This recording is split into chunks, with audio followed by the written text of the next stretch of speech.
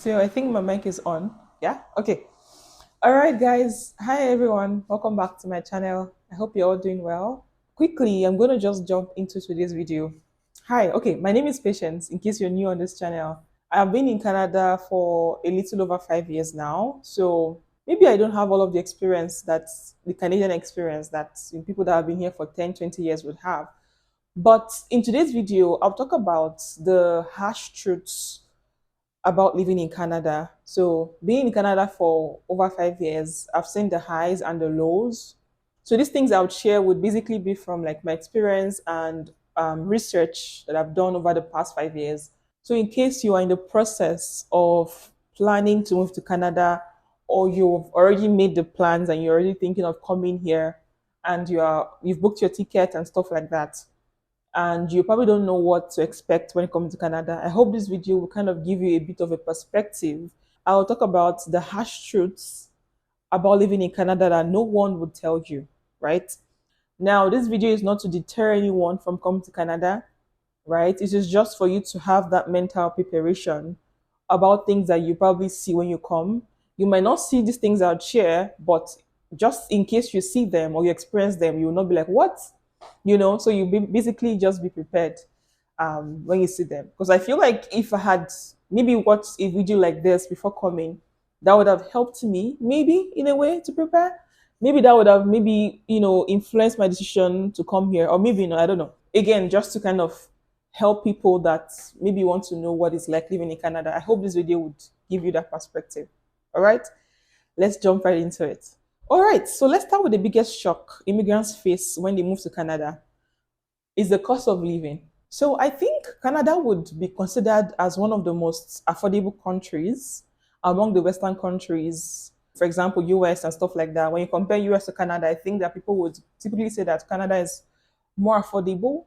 But the reality is that Canada can be quite expensive, right? Especially if you're living in provinces or cities like Toronto, Vancouver, Montreal. Those kind of places would be expensive because you'll probably be paying like maybe 2,000 to even 3,000 Canadian dollars for just rent. And for students as well, people that are probably going to school, they're paying tuition fee as well. And when you look at other things like utilities, your electricity, your gas, your light bill, water bill, sometimes people pay those things. And sometimes you're paying for heating as well. And if you're in a place like Winnipeg, where it's quite cold, you'll probably see that your heating bill would skyrocket. Even right now, as I'm making this video, the heater in this apartment is on because even in your apartment, it's quite cold. And then the heater is on all through the day. Although in some apartments, the heating bill is part of the rent you've paid, right? It's like a normal thing. But in some cases, you are the one paying for the heating bill. So the cost of living is something that people are not really talking about. I feel like it's not something that people talk about a lot. And most people will end up being very shocked when they come here. They're like, okay, but I didn't know that it's supposed to be like this. So that's one harsh truth about moving to Canada. And if you're into healthy eating, oh, good luck with the groceries. Because to get organic fresh produce here, oh my God, you pay, a lot of money because, the basic groceries that are not really very fresh or organic are kind of a bit cheaper compared to the ones that are fresh. Eating that healthy lifestyle or living that healthy lifestyle like most people would want to do, they'll probably not do that because of the amount of those things, right? So take note of that. So now what's the solution? Now on the plus side, many Canadians earn a good wage. And for rent, if you want to reduce the cost of rent, you have to consider living outside of the bigger cities like Edmonton, Calgary. Those places are kind of like the places that you get affordable rent, the rural kind of places, right? You can also save by planning your meals, budgeting, you shop smart, and of course, always hunt for deals when it comes to utilities and online services. So these are ways that you can help yourself with the cost of living. Now, the second harsh truth has to do with the weather, specifically the winter. When people think of Canada, they often picture snow-covered landscapes and cozy winter scenes. What they don't tell you is that the Canadian winter is long. I'm talking from November to March, sometimes even longer, depending on where you live. And I'm not talking about just light winter snows or just dusting off snow here and there. I'm talking about snowstorms in some provinces, right? Sometimes those snowstorms they leave you trapped for days in your apartment. The cold is bitter in Canada, with temperatures easily dropping below minus 20 degrees Celsius and sometimes it can get to minus 30 degrees Celsius. So for the winter, there is like the temperature that it is at that time, and there's a feels like temperature, which is what the temperature is feeling like at that time. So if you're someone that's coming to Canada or you're about to move to Canada, look out for that. Don't just check the weather, just say, okay, it's -5 today, and then you are prepared for -5. No, check out for what it feels like at that time. Sometimes it's -5, but then it feels like -20, right? So -20 would be what that would feel like at that time. The wind chills and everything, would be that -20 temperature, right? So take note of that. It's not just the cold that gets to you. It is the snow, the ice, and the constant shoveling.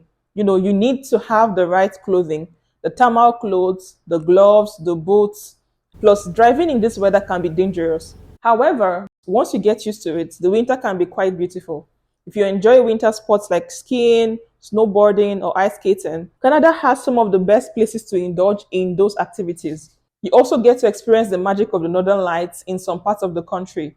The key is to prepare, invest in quality winter gear, and don't forget to take care of your mental health during the long, dark months. Canada's winter season isn't for everyone, but it definitely has its charm if you approach it the right way. All right, now let's get into the nitty gritty, the immigration process. Canada's immigration process is generally more open than some other countries, but don't let that fool you into thinking it's easy. The process is long, complicated, and requires patience. Even if you have all your documents in order, you'll be waiting for months or even years for approval.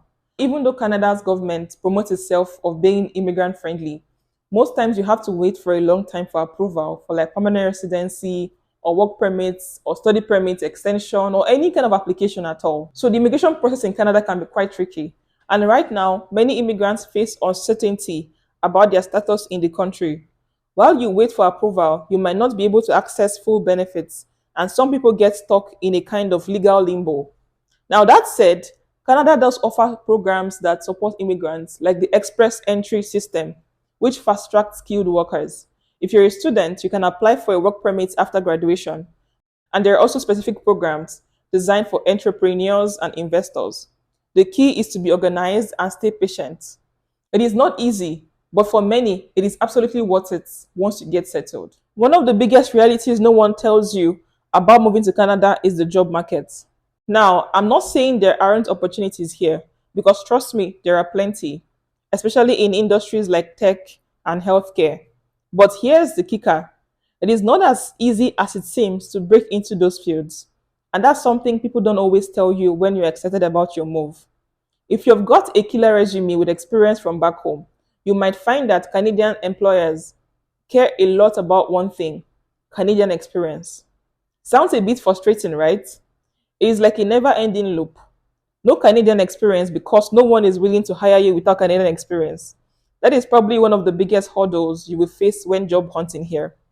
And let's not even get into the real kicker, which is underemployment. When you're overqualified for a position, but it is the only job available that will pay the bills. The job market in Canada now is a very crucial topic because even for Canadian citizens, they don't even have employment for them, right? So it's like you're struggling with Canadians in a way. So if you're someone that's coming to Canada, you need to take note of that, is that you might have to wait. It doesn't matter what experience you have from the country you're coming from. You might be a CEO, business owner in your country, and then maybe you quit that job and you come all the way here. The experience might not really matter because you'll probably be competing with Canadians or permanent residents, even in this country, right? So take note of that. Right now, there's a big struggle for jobs, right? And even recently, I heard that people are being laid off from their jobs because companies are saying they don't have money to pay workers anymore. Even Canadians are being laid off. So again, take note of that before you move into Canada because you might have to wait a long time. I have a video on my channel which is talking about, I think, the jobs that are in demand right now. Nowadays, you need to have extra skills before they will keep you. I've seen people now that they were medical doctors in their country and then now they are Uber drivers, they are Amazon delivery drivers. I mean, those jobs are not bad, but you get it. Being a doctor in your country or being like a business owner or a CEO in your country, coming here, you are doing something very menial because there's no employment. So there's a high case of underemployment. So take note of that before you move to Canada. Again, moving to Canada is a very big decision. It's not just about leaving the country you're coming from. You have to have a plan. What will you do when you come here? If you don't find a job, what can you do? Where can you work? Stuff like that, right? So make plans before you come. Very important. But wait, before you start stressing out, I'm not just here to tell you the harsh truth, but also to give you ways that you can tackle these issues head on. So, first things first, networking. I can't stress about this enough. Canadians, especially in the professional world, value connections. So, go ahead, dust off your LinkedIn, join those online groups, and hit up industry events. It can feel a bit awkward at first, but it is all about putting yourself out there. And here is a secret: volunteering. It is not just to feel good about helping the community, it is a smart way to build Canadian experience. Whether it's freelancing, internships, it is a strategy to break into your field. And if you're in a regulated profession like healthcare or engineering, make sure you check what certifications are needed here. Sometimes you might need to go through a certification process to match Canadian standards. But the good news is there are programs to help you navigate all of that. Now, the next harsh truth is the mental health struggle. Moving to Canada can be quite exciting, but it is a very big adjustment. And the mental health toll is something that is not always talked about. The stress of moving to a new country, the pressure to succeed in a foreign job market, and the feelings of isolation can sometimes become overwhelming. Even in a country that prides itself on inclusivity, immigrants can feel like outsiders for a long time. This feeling of not belonging can sometimes lead to anxiety, depression, or other mental health struggles. The weather does not help either. The long, harsh winters, coupled with lack of sunlight, can lead to seasonal affective disorder or SAD, which many people aren't prepared for. Plus, the cultural and social adjustments you have to make can add a layer of complexity. Language barriers, cultural norms, and even food choices can make you feel more disconnected. Now, note that Canada does take mental health very seriously, and there are many resources that can help. The healthcare system provides coverage for mental health services, though you may have to wait for treatment or counseling, depending on where you live. On top of that, there are support groups, community organizations, and online forums dedicated to helping newcomers. It is important to talk about these feelings, reach out for support, and be kind to yourself as you adapt. And of course, building a network of friends, family, or even fellow immigrants can go a long way in easing the transition. Now, the next point is discrimination and prejudices. Now, even though Canada prides itself on being one of the most immigrant-friendly country, they're very progressive and inclusive. The truth is that discrimination still exists in Canada. Whether it is based on race, ethnicity, religion, gender, or even your accent, many immigrants experience some form of prejudice.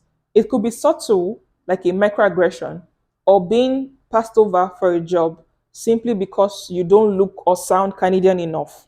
This can be a huge culture shock for those who have spent their lives in more homogeneous societies, or even for those who come from countries that value diversity. And unfortunately, while the Canadian government works hard to promote multiculturalism, biases and prejudices can still creep into both professional and personal spaces. However, Canada has a legal framework that protects people from discrimination, and there are multiple organizations dedicated to fighting for equality and offering support. The best way to combat discrimination is to stay informed about your rights and stand up for yourself when necessary.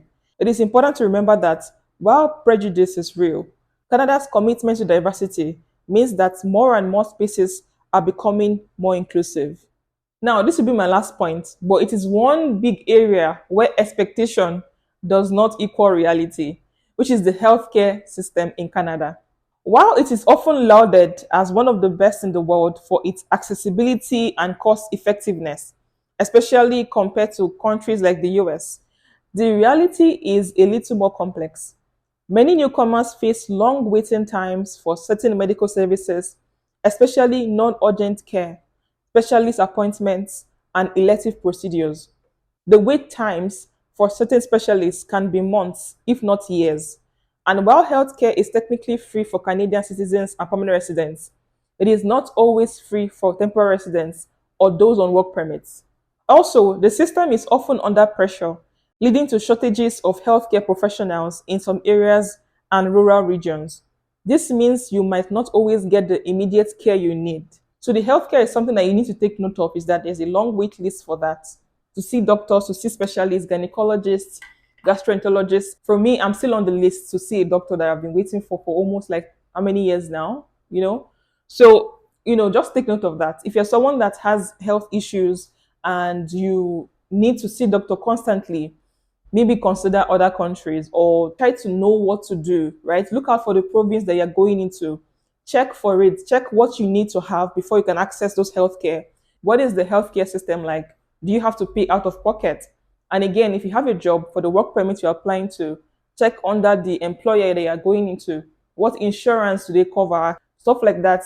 If you're a student, make sure that the school has insurance. What kind of insurance does the school have? Things like that. So you need to take note of that. Don't think that once you come to Canada, it's going to be free healthcare. That's not always the case, right? Take note of that. All right, so there you have it. Those are the harsh truths about moving to Canada, from the cost of living to the harsh winters to the job market struggles and every other thing. So, if you're planning to move to Canada, the key is to be realistic. You might struggle a bit once you come. Prepare for ups and downs, and then with patience and perseverance, I feel like you would be fine living in Canada. And for those things that I've mentioned, if you know that these things are like, a deal breaker for you, then probably consider other countries as well, right? So, but it's good for you to know these harsh truths for you to make a decision about moving to Canada. If you found this video helpful, please don't forget to like, comment, share, and subscribe.